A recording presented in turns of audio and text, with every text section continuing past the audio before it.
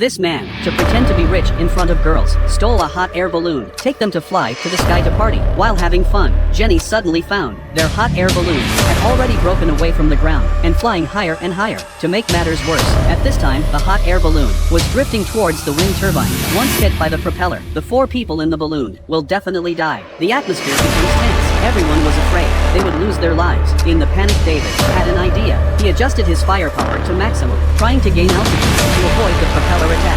No one knew how it would end. They had to cower in the basket, waiting for death to come. As the hot air balloon got closer to the generator, closer and closer, the men were so scared that they wet themselves. Faced with the fear of death, Jenny cried out directly in front of nature. Humans are so small. They waited for a while, but there was no movement outside. Just as Jack poked his head out, ready to check, suddenly a fan blade attacked. Jack did not hold on to it, was knocked out of the basket, fell from a height. The remaining 3 people in the balloon, also unconscious in the impact, the balloon continued to rise in altitude, soon flew out of the atmosphere. When the 3 people woke up from the coma, they found that David's leg had been pierced. He was still in a coma after losing too much blood. Jenny took off her shirt. She bandaged David's wound. The pain was so intense, David came to his senses. He asked Jenny to close the valve, lower the altitude of the balloon. Just at that moment, there was a call from outside. Jenny looked up, found that Jack did not fall, but grabbed a rope and fell outside. Jenny reached over, tried to pull him back. The rope was floating high in the air. They couldn't catch it. Girlfriend sat outside the hanging basket, trying to pull Jack back,